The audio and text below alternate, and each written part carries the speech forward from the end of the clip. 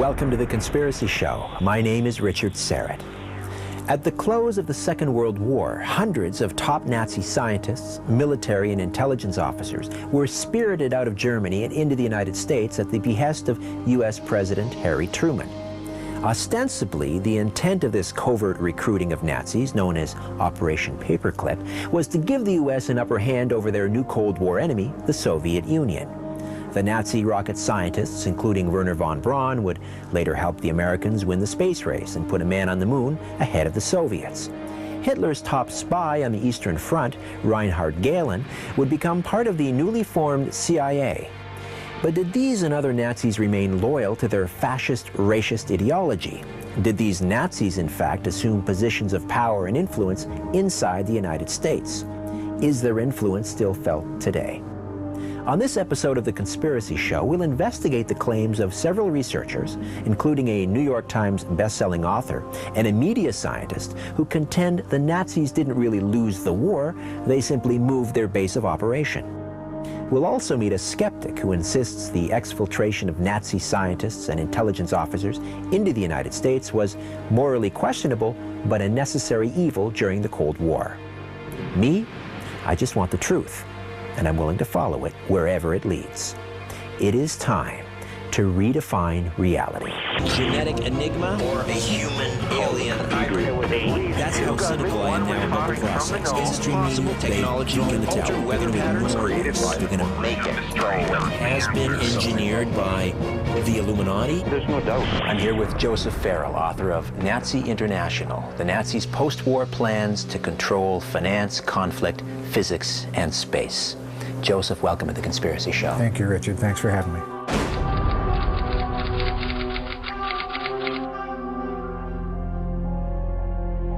Was Hitler and the Third Reich a creation of the West? I think to a great extent. You have, of course, the infamous and well-known connections between the Bush family, but there are other connections, certainly, between American business and the big Nazi cartel. You have Rockefeller connections with them, you have DuPont, you have Morgan. All of these big banking houses are intimately connected. Ford Motor, they did business with Nazi Germany, as did Standard Oil, all throughout the war. There's a lot more going on behind the scenes when you start to look at the documents.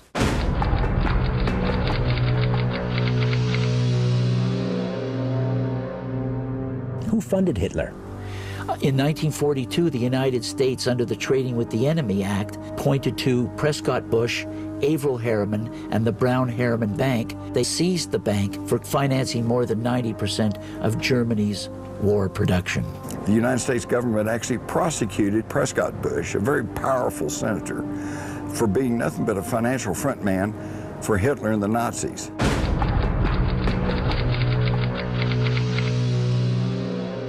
America was doing a great deal of business, and I suppose you could say had a great deal of sympathy for Germany up to a point.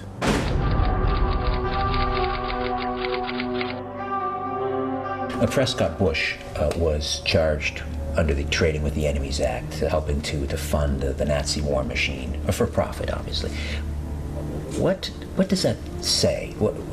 Should we be concerned about that chapter in American history? What was the most popular youth organization in America after the Boy Scouts? The Jungsbund, the German equivalent of the Boy Scouts.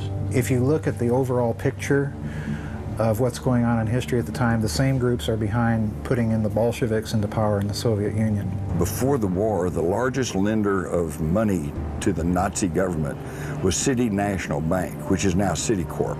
Was Prescott Bush funding the Nazis? Oh, absolutely. We've got extensive documentation to that. We have Prescott Bush's own testimony.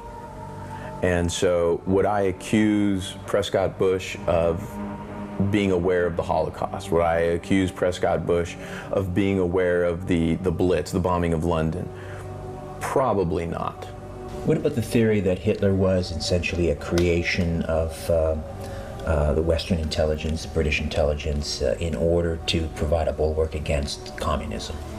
I think it's incredibly hard for people to envision a Hitler or a Stalin and the lengths that they will go to gain and to maintain personal power. I'd say that there's a lot more going on behind the scenes than they understand. The average person believes that history happens by accident, but the upper echelons know that history is planned.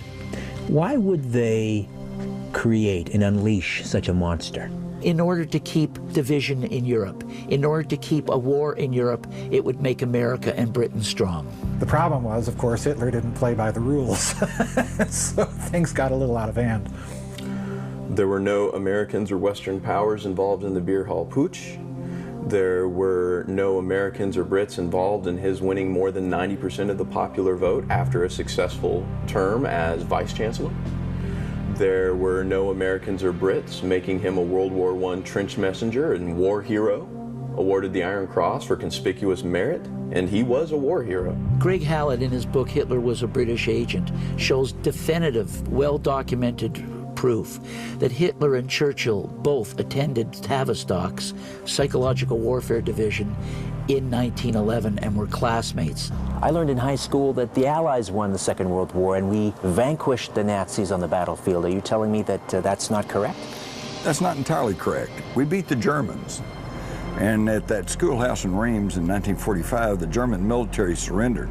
But if you stop and check it out, you'll find there were no Nazis represented there. The Nazis never surrendered. You don't find any representative of the government of the Third Reich, and you certainly don't find any representative signing on behalf of the Nazi Party. When they had the opportunity and leaders of the Nazi Party gathered, they could have had them sign a statement during the surrender that the Nazi Party is a criminal organization and we hereby abolish its existence. All of this was lost. Technically true. Practically, it doesn't matter. Are we still engaged in the Civil War in this country because Lee is the one who surrendered and not Jefferson Davis at that time at Appomattox? Of course not. Hitler committed suicide rather than surrendered. Practically speaking, the war was over. You can find Nazis in the Pentagon, you can find them in the CIA, you can find them in NASA, you can find them in the American defense industry. They're all over the place. And of course down in Latin America doing their thing. What was Operation Paperclip? Operation Paperclip was an operation out of the Vatican using the Vatican network of churches to move all the high-level Nazi Waffen SS men out of Germany, away from the Nuremberg trials, into the United States and to safety in other parts of the world. Paperclip was a program where they were bringing in these Nazi scientists, again, not only the rocket scientists, but biochemical warfare, mind control, psychiatrists, all kinds of people they brought in. The thinking at that time was, now we're facing the Soviet Union, and we really need these guys because we need the technology and we need their knowledge. We were desperate, really, for technology which we thought would offset the Soviet numerical preponderance. All of Hitler's top generals were given senior positions in the American government. Fritz Kramer in the Pentagon, Reinhard Gehlen at the CIA, von Braun at NASA, and Dr. Mengele, the Angel of Death, at China Lake, California, experimenting with a Cray computer and electron microscope. Reinhard Gehlen was the general in charge of Army's Group's intelligence in the East, and he came and cut a deal with the United States government. He said, you guys are now facing the Russians, and they've been infiltrating people in the United States since the Russian Revolution, and you guys don't know anything about what's going on in Russia. It's basically known now that Gehlen deliberately overestimated those capabilities and intentions precisely to get the United States and the Soviet Union into an arms race. So it was, it was very much all a part of their long-range strategic thinking after the war.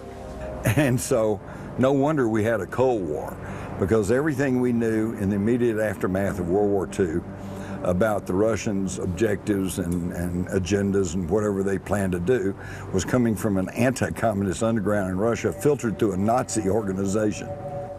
What nominal rank did he hold within the Pentagon? If he was there, we'd know. The Pentagon isn't filled with civilians. He'd have to have a pay grade. He'd have to hold a rank. Congress would have to review his promotional dossier. This is one of the more disturbing aspects of this story. If you look at the structure of command that they had over at Peenemünde inside the Third Reich, you'll find that they duplicate that exact structure inside of NASA in the United States after World War II. So in other words, their influence inside of NASA at a certain period of its history, particularly during the Apollo era, was very, very influential. It was very significant. Well, Wernher von Braun helped build our space program. Certainly, a number of the scientists wound up at Los Alamos.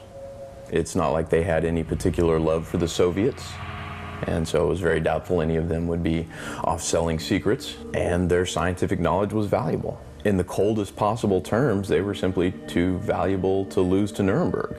You can find Nazis in the Pentagon, you can find them in the CIA, you can find them in NASA, you can find them in the American defense industry. They're all over the place, and of course down in Latin America doing their thing. Joseph Mengele, long rumored to have escaped to South America, where eventually he was found washed up on a beach somewhere. What can you tell me about Mengele? Well, Dr. Mengele, of course, was known as the angel of death. He did lots of really bizarre experiments. He would take people and put them in freezing water and see how long it took them to freeze, and really horrific things. Mengele would have been hanged for his war crimes.